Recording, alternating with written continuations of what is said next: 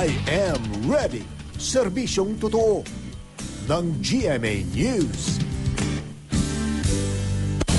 Muli natin kamustahin ang lagay ng panahon mula sa ating resident meteorologist sa Ginoong Nathaniel Cruz. Pantani, ano po ang latest ngayon sa sama ng panahon? Igan, muling itinaas ng Pag-asa sa red warning signal ang buong Metro Manila. Ibig sabihin po niyan, 30 mm po ang dami ng ulang maasahan hanggang sa susunod pang 2 oras. At kapag red warning po, inaabisuhan na po ng paglikas ang mga residenteng nakatira sa mga bahaing lugar. At sa ngayon po, patuloy pa rin nating binabantayan ang level ng tubig dito sa La Mesa Dam na umaapaw na po hanggang ngayon. Sa ngayon po, 80.54 meters ang taas po niyan. Mas mataas na po doon sa overflow level na 80.15 meters. Nagpakawala na rin po kasi ng tubig ang Ipo Dam sa Bulacan, kaya dumediretso na lang sa La Mesa Dam ang tubig na pinakawalan doon. 100.1 meters po ang level ng tubig as of 6 a.m. dyan sa Ipo.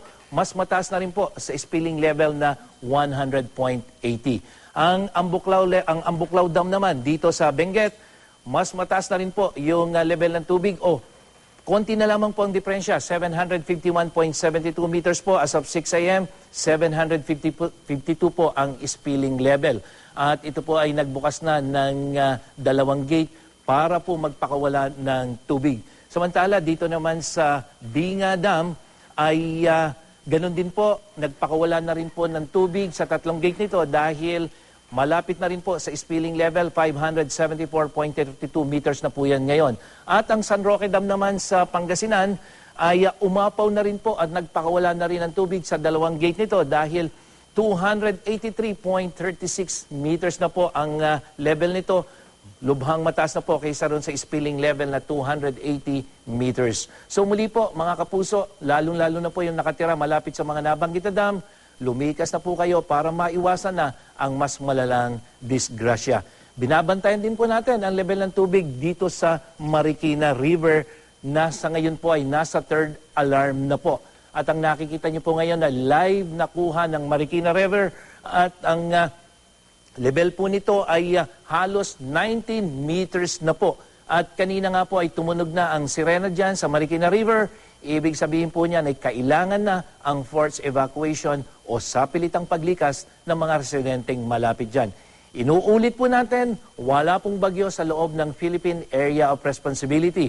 Pero hindi po biro at hindi pangkaraniwan ang dami at tagal na ng ulang nararanasan natin dito sa Metro Manila at sa mga karatig lalawigan, gaya ng Bulacan, dyan po sa Laguna, Cavite, Batangas at iba pang lugar sa Luzon. Dulot po ito ng hanging habagat na patuloy na pinalalakas ng bagyong Haikui na nasa labas naman ng Philippine Area of Responsibility. Makikita niyo po itong mga ulap na ito na tumatakip sa Luzon. Ito po yung nagdadala ng malalakas na pagulan na inaasahan po natin. Hanggang ngayong araw po nito, hanggang bukas, maulan po ang mararanasan dito sa Metro Manila. Pero pagdating po ng Huwebes, unti-unti na pong hihina yung ulan. At pagdating ng Sabado at Linggo, asahan na po natin yung mas magandang lagay ng panahon. Pero ito po ay ating babantayan dahil nakasalalay po ito doon sa bagyong si Haikui na tatama ng mainland China. Ano man ang panahon, magplano, magsiguro, makibalita sa GMA Weather. Ako po si Nathaniel Cruz para sa I Am Ready, serbisyong totoo ng GMA News.